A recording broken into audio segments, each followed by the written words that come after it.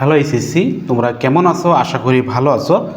আজকে তোমাদের শেখাবো ফ্রি হ্যান্ড রাইটিংয়ে বিভিন্ন প্যারাগ্রাফ কম্পোজিশন কীভাবে লিখতে হয় সেইগুলো কিন্তু তুমি আজকে এই ক্লাসে জানতে পারবে। এবং দেখো, এই ক্লাস থেকে তুমি শিখতে পারবে যে মুখস্থ ছাড়াও বিভিন্ন কন্টেন্ট দিয়ে কীভাবে মনে রাখা যায় সেই কৌশল তোমাকে আমি শেখাবো। দেখো, এখানে একটা প্যারাগ্রাফ নিয়েছি। দেখো, আমি তোমাদের 10টা প্যারাগ্রাফ দেখাই দেবো। তুমি যদি 9-10 হও, এক কথা স্টুডেন্ট যদি হয়ে থাকো, তুমি 2 বছর ধরে 10টা প্যারাগ্রাফ তুমি পড়তে পারবা না? ইজিলি পড়তে পারবা। এই 10টা প্যারাগ্রাফের বাইরে আসবে না। যদি আসে আমার কাছ থেকে বুঝে নেবা। দেখো, তার ভিতরে একজন আমি পাইছি স্কুল ম্যাগাজিন। দেখো, এইটা তুমি সহজে কীভাবে মনে রাখবা, দেখো আমি কীভাবে সাজিয়েছি, ডিজাইন করছি। একটা স্টুডেন্ট যদি এই ডিজাইনটা যদি আমার স্টাইলে যদি পড়ে, তার কোথাও আটকাতে পারবে না আমি মনে করি।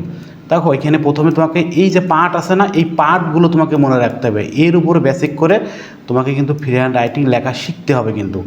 এই যে এর উপরে জাস্ট শুধু এইগুলো মনে রাখতে হবে তোমার। আর পাশে যেগুলো আছে না, এইগুলো এমনি তোমার হয়ে যাবে। তাহলে প্যারাগ্রাফ তোমাকে কী করবা, দেখো, হোয়াট ইজ ইট মানে এটা কি, মানে এই স্কুল ম্যাগাজিন কি।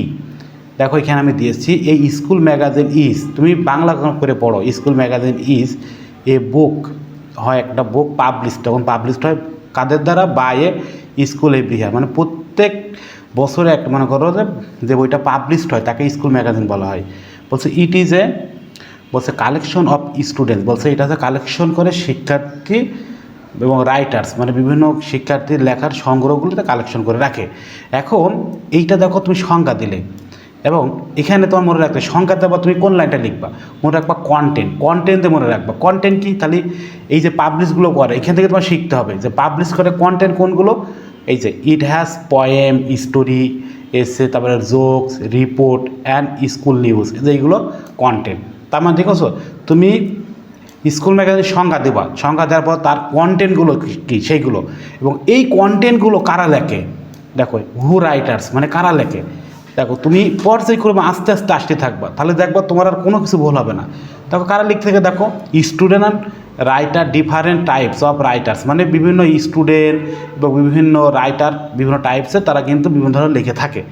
তারপর আরও কি আছে, দেখো টিচার্স, মানে শিক্ষকরা তাদের হেল্প করে to correct hand select the best ones, মানে তাদের সংশোধন করার সেরা লেখা নির্বাচন হেল্প করে। মানে এখানে এই যে হু দে মনে রাখবা কারা, তাহলে ব্যক্তিগুলো তুমি এখানে লিখতে পারছো। দেখো, পর্যায়ক্রমে আসতে হবে তোমার, না যে পরীক্ষার হলে যে তুমি কিন্তু আটকায় যাবে যে এরপরে কোন লাইন বুঝতে পারবে না তুমি।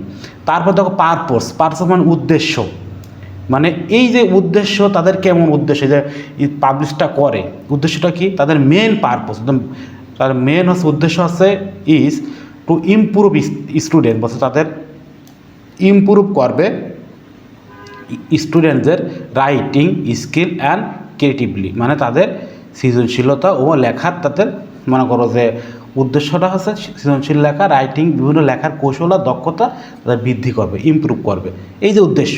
দেখতে পাচ্ছ আমি পর্যায়ক্রমে কিন্তু আসতেছি কিন্তু। তাহলে তুমি যদি এইভাবে যদি মুখস্থ করতে থাকো, আমার মনে হয় না তোমার প্যারাগ্রাফ কম্পোজিশন এমনি অনায়াসে মুখস্থ হয়ে যাবে। এভাবে দেখো সমস্ত সব কিছু, এক কথা এভরিথিং, সব কানেকশন, দেখো সবগুলো এইভাবে কানেকশন করে দিয়েছি।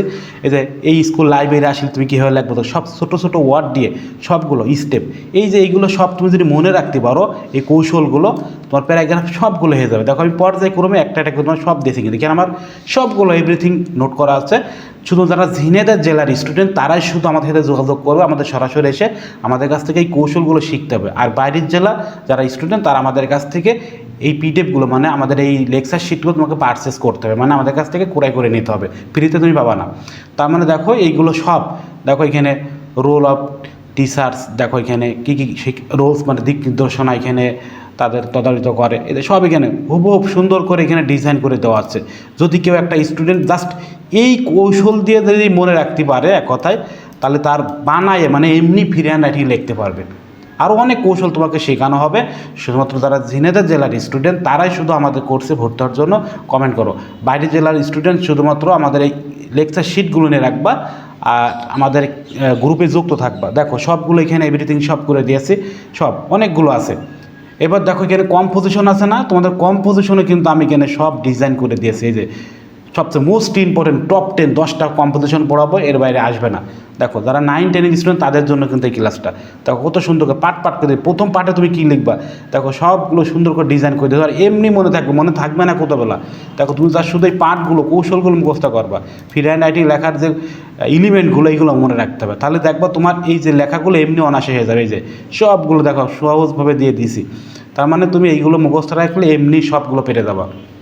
সো যারা আমাদের গ্রুপে অ্যাড হতে চাচ্ছে দ্রুত অ্যাড হয়ে যাবা, আর যারা 9-10 এর স্টুডেন্ট, যারা ঝিনাইদহ জেলার ভিতরে, তারা শুধু কমেন্ট করতে থাকো।